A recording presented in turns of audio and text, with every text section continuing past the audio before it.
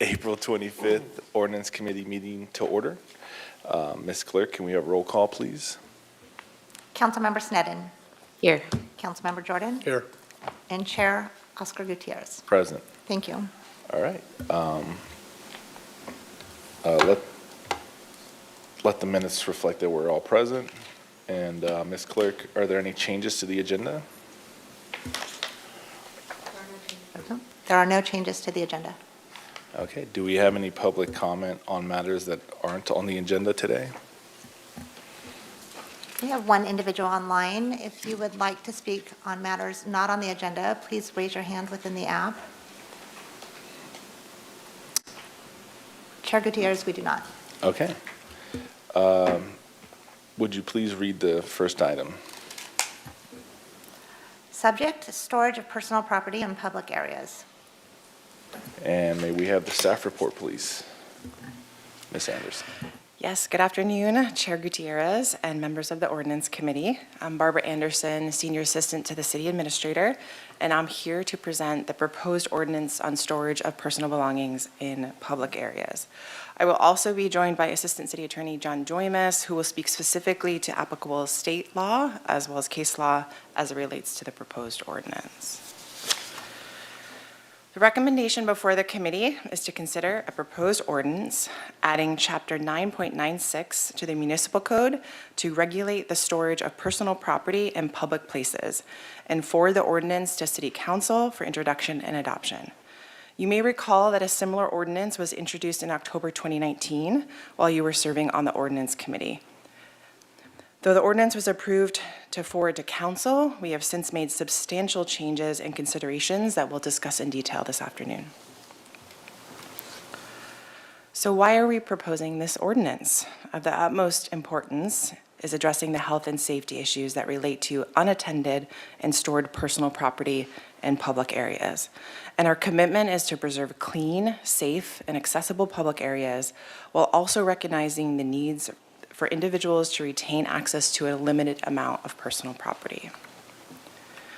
We want to be very clear that the purpose of this ordinance is to abate violations, not to criminalize homelessness. We will ensure due process rights for personal property collected, stored, or destroyed. State law is very clear about this process, and Mr. Joymas will speak to both state law and case law that is applicable to the proposed ordinance. Thank you, Ms. Anderson. Good afternoon, committee. First, before you hear on the slide is, the California Civil Code. And that code applies to the process for impounding, storage of any abandoned personal property. And it applies all across the state. We follow that, for example, this law when we do our encampments. And what it calls for is when you have property, right, and you have to distinguish personal property from items that are not, and our process is a way to do that. There's also case law that establishes it. And what you have to do is you have to store it for safekeeping, and the requirement is for 90 days, and we store that. So that ordinance in place, you'll see as Ms. Anderson and I discussed, this ordinance calls for any items that we do take, we're required by law to hold it for safekeeping for 90 days before we dispose of it. Next slide, please. And how this ordinance came into be was, it's based out of a couple ordinances across the state, but one case really framed this issue, and then a follow-up case I will talk about also helped make some changes since last time we brought this ordinance before the committee. The first case I want to talk about is the Levan case. That case is a little bit over a decade old. It was based out of LA.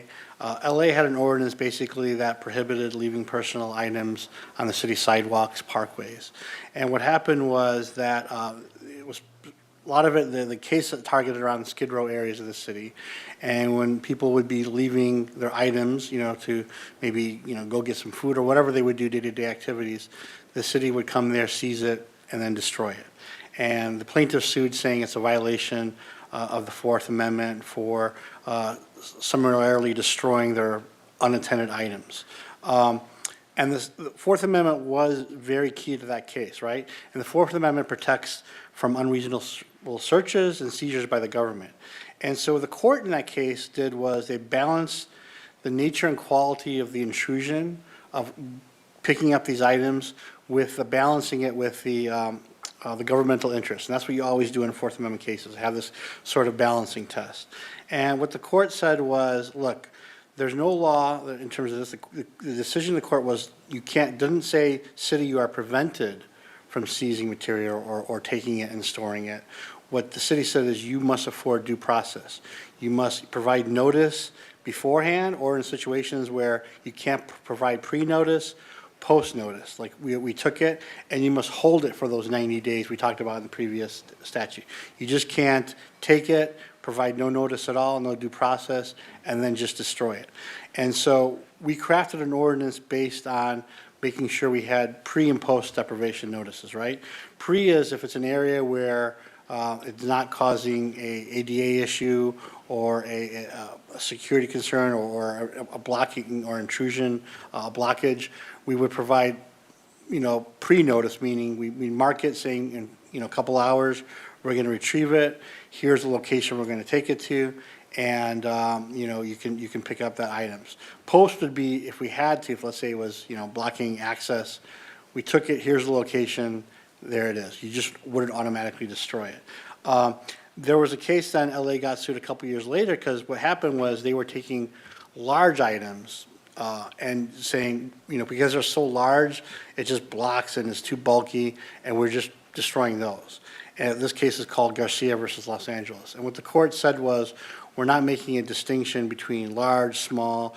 Regardless of the size, you must provide due process. You just can't simply seize items and destroy them. But also these cases, I want to make it clear in terms of what these cases did say. The court did not, in any of these cases, challenge the constitutionality of ordinances that provide for the removal, notice, and storage. It just says, if you have an ordinance, if you do that, you must follow these rules and regulations. So next slide, please. Okay, thank you.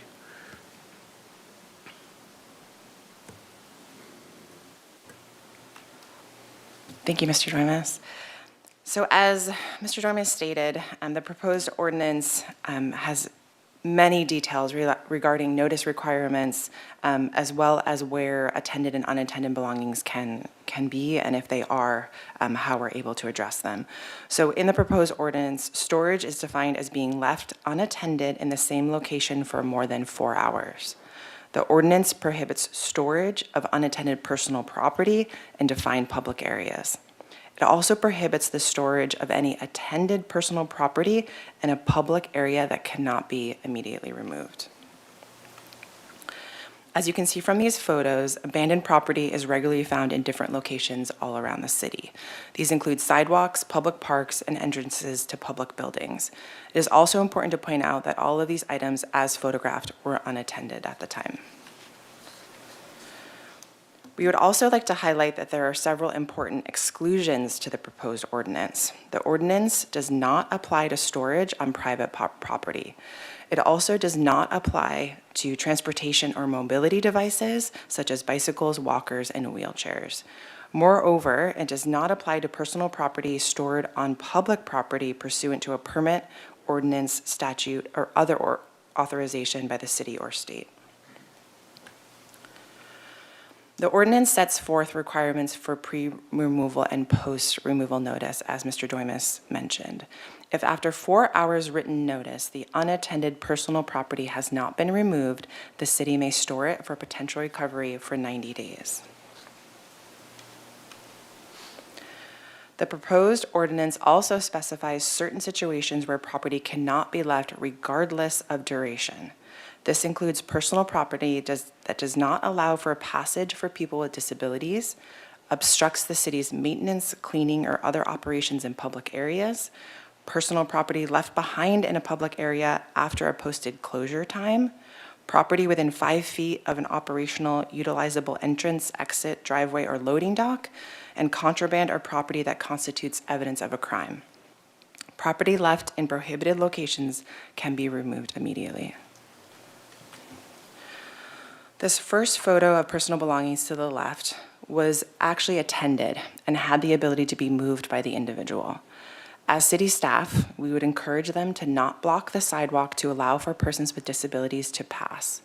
We would also bring it to the attention of CityNet, our primary homeless outreach provider, to encourage them to accept case management and therefore be able to offer storage for their important items.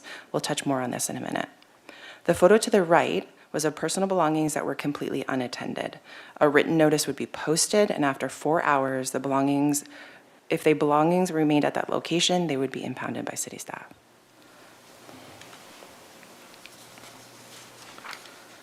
In addition to a pre-removal notice, the proposed ordinance requires that written notice be left behind by city employees after personal property is impounded.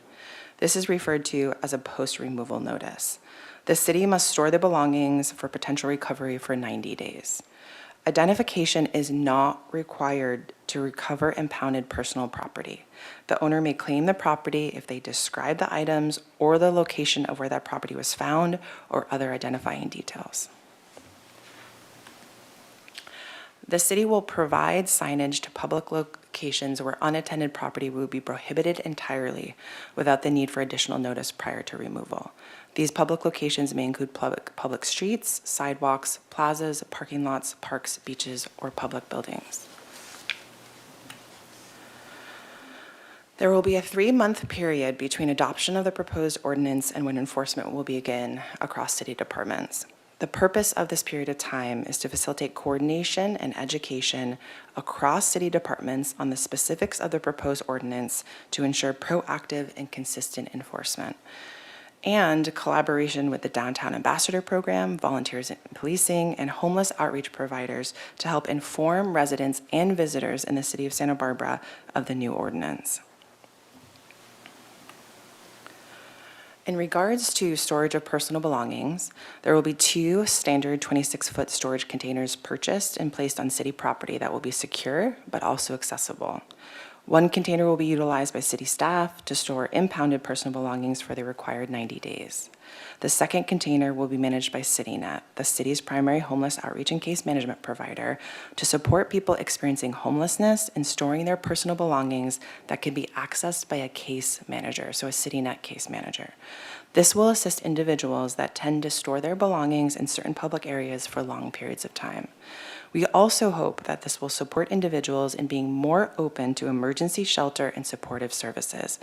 It is often the case that individuals do not want to leave their personal belongings, so they decline the offer of shelter or services. We want to provide them the option to say yes, because they know their important items will be stored for them. To speak specifically to enforcement, the ordinance is abatement focused. Therefore, enforcement of the ordinance through criminal prosecution is very limited, and only in situations where a person either obstructs a city employee from removing stored personal property or continues to violate the ordinance after being given notice by a peace officer or other city employee charged with code enforcement and given a reasonable opportunity to comply. In summary, the recommendation again is that Ordinance Committee consider this proposed ordinance of the City of Santa Barbara adding Chapter 9.96 to the Municipal Code to regulate the storage of personal property in public places and forward the ordinance to City Council for introduction and adoption. We welcome any questions you may have at this time. Thank you, Ms. Anderson. Do any of my colleagues have any questions for staff? Ms. Sneddon. Thank you, Chair Gutierrez. Ms. Anderson, this really highlights the many roles you've played over the years in terms of addressing the needs of our neighbors experiencing homelessness, and it's nice to see it coming around to this. I have a question about the years ago in our discussion of personal storage for items like legal paperwork or identification. Is that what this second storage container is that's managed by CityNet? Chair Gutierrez and Councilmember Sneddon, it actually is an opportunity to store any items they deem of value at this location, again, if they accept case management services from CityNet. And the case manager will have access to their belongings at any time. But it is absolutely a priority of the city when we are now vetting locations for a daytime navigation center, which you may have heard is one of our top priorities to address homelessness in the city. In that process, we're looking for locations that will allow us to store important documentation for individuals that access that center. So we still are pursuing that avenue because we know it's important to our unsheltered individuals in the city. Thank you. Thank you, Ms. Sneddon. Mr. Jordan. So kind of my global question is a version similar to ours has been successfully implemented in another muni, and is it easily defensible? Chair Gutierrez, Councilmember Jordan. This ordinance is like the first of its kind. We've kept eyes on the Levan case, and we brought that ordinance a couple years ago, and now saw the recent Garcia case. And what happened in the Garcia case was there was an injunction placed on the city of Los Angeles from enforcing their ordinance. And so they made changes to that ordinance, and the injunction was lifted from it. So we took the most recent iteration of Los Angeles' ordinance when the injunction was lifted to protect it. So yes, I believe it's legally defensible, to answer your question, because there's no case, there's actually a couple of district court cases that uphold the city's right to remove items for public health, safety, so we're okay on that, and we are providing significant notice as the ordinance provides pre and post, as well as signage on certain areas. And as long as we just store them 90 days, which LA was not doing, I believe it's very defensible. Thanks. And then, while this addresses unattended, what can we do about attended that checks all these other boxes for right-of-way, safety, cleanliness, public, whatever? I mean, what do we do about the same pile that somebody's actually sitting there with? Absolutely. The ordinance calls in terms of it's violating certain aspects of the ordinance in terms of, blocking, everything else. They have to abate the violation. Abatement is moving, at least 300 feet as the crow flies. And so we're able to do that. If they don't, that's where you have the potential violation. So we're not criminalizing the aspect of being homeless. We're not criminalizing having it. We're not criminalizing abandoned it. But if you are blocking somewhere or anything else impeding access, et cetera, this ordinance gives the tools to do so. Like I said, it's very low level, very specific circumstances. This is more of an abatement ordinance, if anything.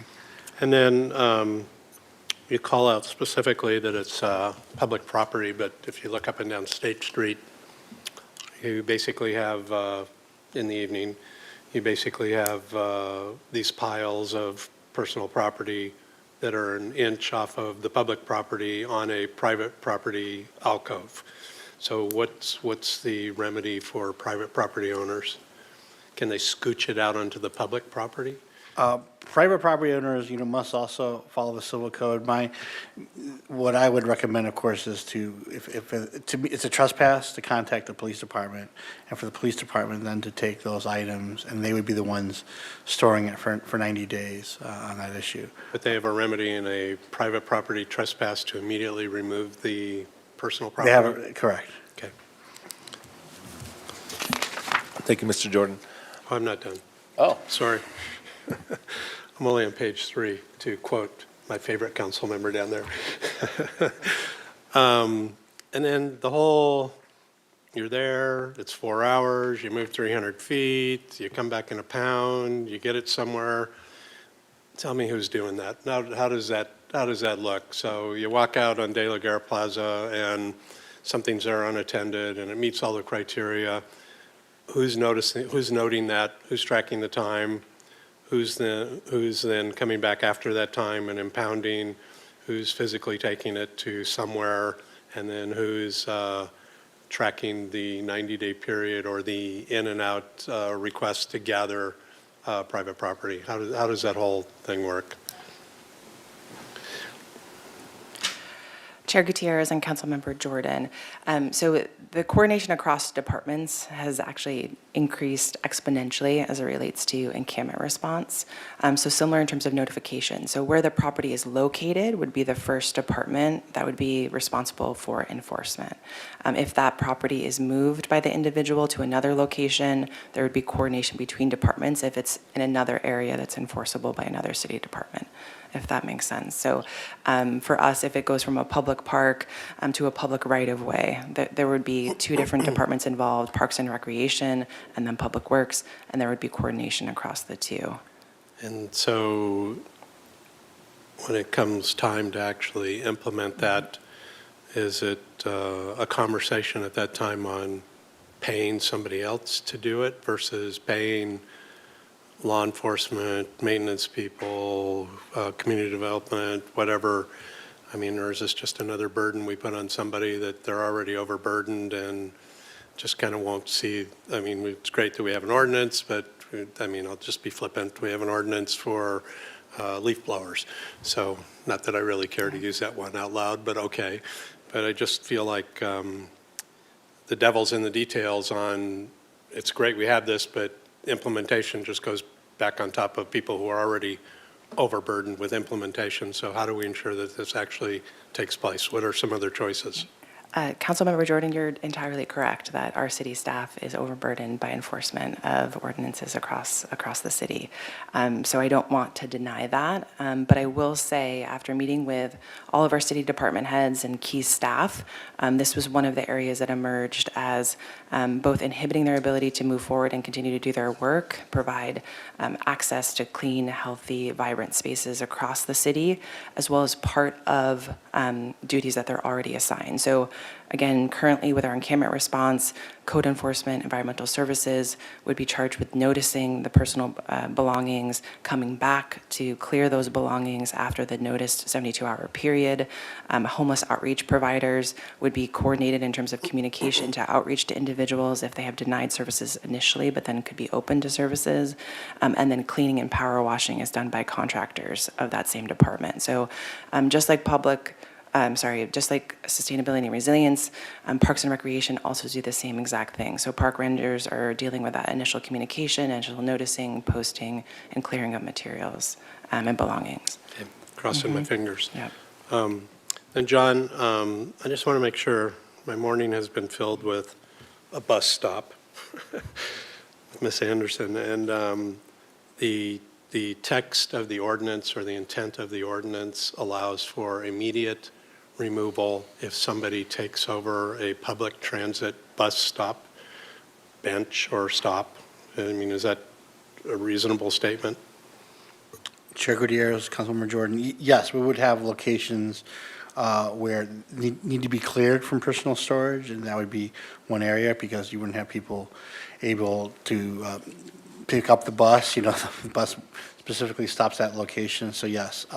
And the key for those areas is the postage of signs, so people know not to put their items there. So, you know, that's the balance. We're talking about the balance of the Fourth Amendment. It's also the balance of being humane, as well as, you know, dealing with, you know, making sure everyone's rights are protected and there is no interference or creating a dangerous situation. And that's a perfect example, is a bus stop, not having people wait for the bus in the street or somewhere Or walk else. out in the street. Correct. Even more to get around it. Good. And then Barbara, so you're still looking for location for these containers? You're not working on behind the county building down there still? Chair Gutierrez and Councilmember Jordan, we have identified a location already for placement of those containers. Okay. So once the enforcement period has began, we'll be able to utilize those containers at that previously known location. Okay, and is there, John, is there any liability worry from our part on, just make up a place for it? I'll make up a place. Let's just say it's close to the funk zone, but you're enforcing up near Highway 154 on Upper State Street. And so you're impounding up there, but putting it, whatever that is, 3 miles away, 2 miles away.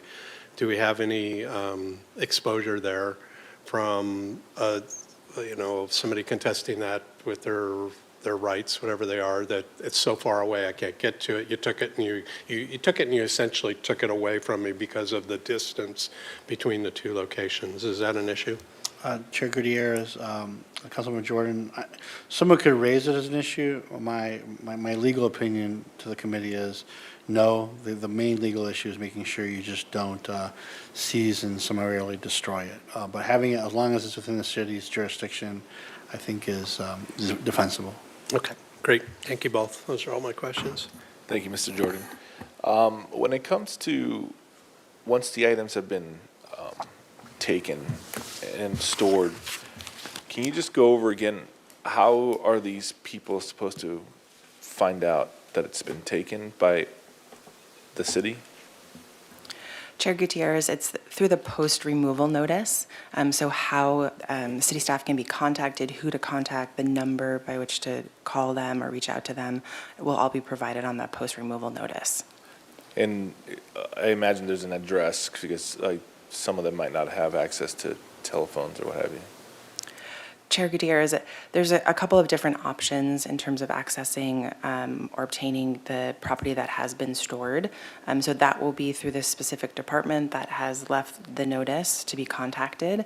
And that communication can go back and forth with that individual, and then those items can be brought to them. So also the Office of Risk Management has been involved in that back and forth multiple times already, dealing with folks that are trying to reclaim property, and they help facilitate that process as well. So when it comes to an individual physically going to inquire about their property, it depends on which department took the items? Chair Gutierrez, the individual is not physically going to access the storage containers. We need those storage containers to be relatively unknown in terms of location to keep safety of those items, right? Fencing, access, some of that access is locked by the city staff. So city staff facilitates that retrieval process for the individuals. So then where does this individual go to physically speak to someone about their items? Office of Risk Management has been that primary location. So they would have to come to City Hall? Yes, but also on the post-removal notice, they don't have to come directly to City Hall. They can contact the phone number that's available for them. They can also, again, at any time, communicate with CityNet, who can help facilitate that for them on their behalf. We want there to be multiple avenues for people who feel more comfortable speaking with certain stakeholder groups to be able to access their belongings as well. And you mentioned that the city will have a location where these items will be stored, but also CityNet will have a location? Chair Gutierrez, we've been engaging with both city department staff as well as CityNet to talk about how these containers would be managed. For city departments, they simply needed I would say a location if there were additional belongings that couldn't be able to be managed in the locations that they already store property that has been retrieved, right? So that is essentially a backfill if they need it. The other container, again, accessible just by CityNet. It's a identified location that has fencing, is secure, and they would be able to go back and forth to that storage container, again, to store belongings on behalf of clients as well as to retrieve items on behalf of clients at that location. So what kind of liability do they face since they're not the city officially? Chair Gutierrez, the CityNet is a contracted partner. So again, the city is managing the containers. It's on city property. It's per the ordinance that's being enforced by city staff and departments. So we are the primary liable partner in that. And what happens to the property if it's not claimed? Does it just get thrown out, or? Yes, it does get destroyed after that 90-day period. Okay. And can you just reiterate again how long items have to be left unattended for it to be abandoned? Chair Gutierrez, it's more than 4 hours. Oh, wow. Okay, so theoretically, if somebody were to be setting up at one of our parks for a party or something, and they dropped off a bunch of stuff in the morning, but doesn't intend to show up until later in the afternoon, those items could be confiscated? Chair Gutierrez, those items are specific to a permitted event. So the ordinance actually speaks to and details that personal belongings are able to be stored for a period of time for a permitted event and activity at a public park. Okay. So when it comes to like a food vendor, if they, for whatever reason, left some tables or chairs on the side of a sidewalk or street, those items could be confiscated. Chair Gutierrez, we have a sidewalk vending ordinance that actually addresses sidewalk vending specifically, and all of those items need to be mobile and need to be movable at any time. So yes, technically, if they're left behind, they would be removed under another ordinance. And yeah, so going back to the special events, so for a parade, if someone left out blankets or chairs, since that's a permitted event, it wouldn't necessarily be subjected to the 4-hour. Exactly, yes, Gotcha. yeah. Okay, all right, thank you. Any other questions from my colleagues? I have a silly question. Ms. Nedden? Thank you. On page 3, is indicia the plural of indicators? Was that an intent? Okay, thank you. I just had not seen that before. That was all. Thank you. It's a good Jeopardy question there. Ms. Clerk, do we have any public commenters? So we have one individual in chambers today who would like to have his public comment, and we have 3 individuals online. If you would like to speak on this item, please raise your hand within the app. So we'll do our individual in chambers first. Daniel Ramirez.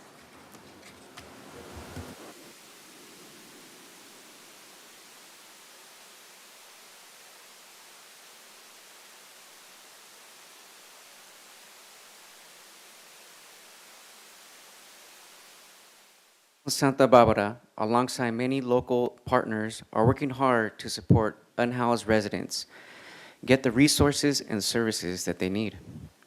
As you are aware, downtown Santa Barbara, as well as our entire community, has been significantly impacted by issues related to homelessness. The challenges associated are affecting the economy, vitality of our community, and has been a concern for locals, business owners, and visitors. The proposed ordinance, as I understand it, would establish clear guidelines to assist city staff, local authorities, and service providers in navigating the challenges, issues around personal property while giving those in need of storage an option for their property to be held, which is a key element of the abatement program. The proposed ordinance would assist in creating a more welcoming, safe, and clean environment, while at the same time supporting service providers to be able to open doors to resources and shelter for people in need. The ordinance would give specific guidelines to prevent individuals from monopolizing public spaces such as parks or sidewalks, or use them for purposes that are not in the best interest of the community. While this, of course, is a complicated issue, an ordinance to consider it is an important way to support all of our residents, housed and unhoused, and strive for a stronger community. Thank you for your thoughtful consideration of this ordinance.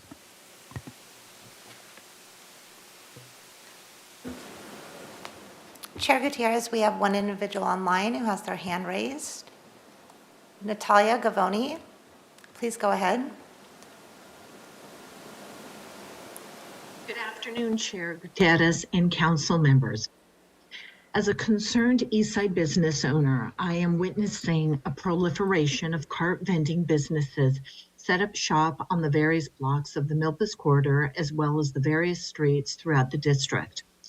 The newest and latest vendor is now operating on the corner of Milpas and Haley Street after being recently shut down near the roundabout.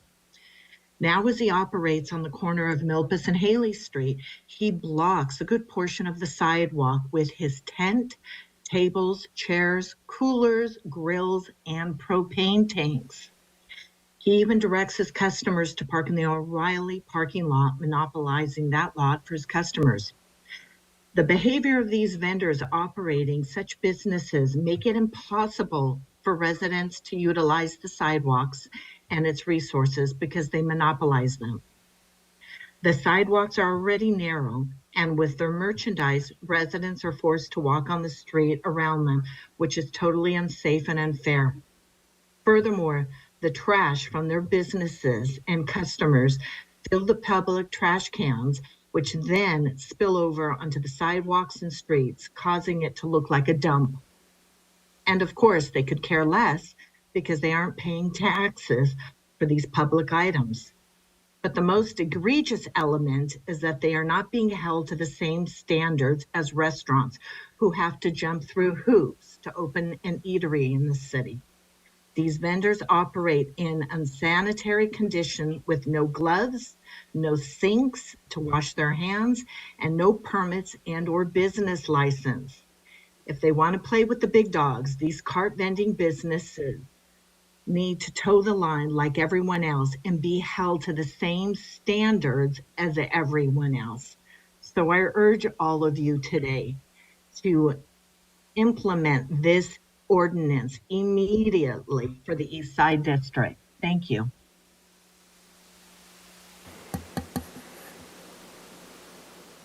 Chair Gutierrez, we have no further speakers.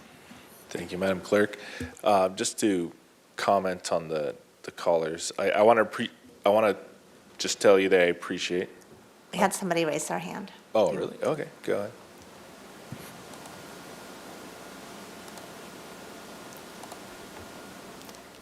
Jess? Yes, I'm here. Sorry about that. Having a little bit of internet issues. I'd like to comment on what Natalia said. The cart vending is a little bit out of control, and it does need to be addressed immediately because it's more than just a health and safety issue. Also, too, where they are at O'Reilly, on the other side of that wall where they're at is chemicals and oils. And I spoke to the O'Reilly manager today, and he didn't seem too thrilled about it either. So I just want to confirm what Natalia said, and she is right on. Thank you.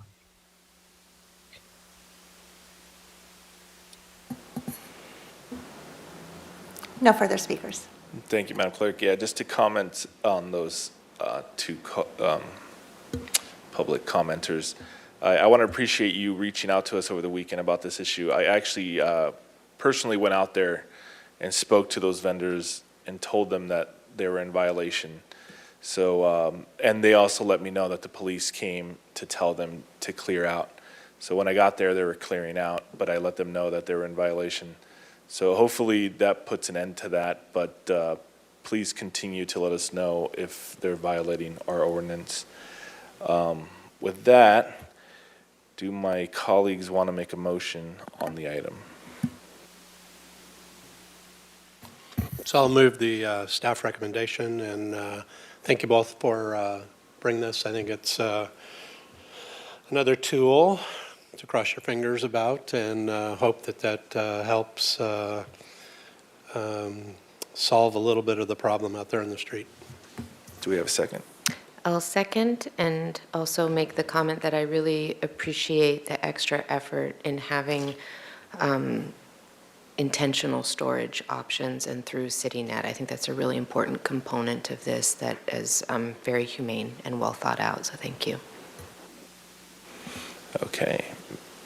Madam Clerk, I believe we're ready for a vote. So we have a motion moved by Councilmember Jordan, second by Councilmember Snedden, that the ordinance committee consider a proposed ordinance of the council of the city of Santa Barbara, adding chapter 9.96 to the municipal code to regulate the storage of personal property in public places and forward the ordinance amendment to the city council for adoption. So we will take a vote.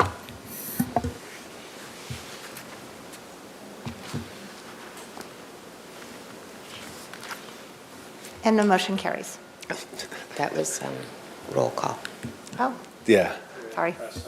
Yeah, we didn't press anything. I like that.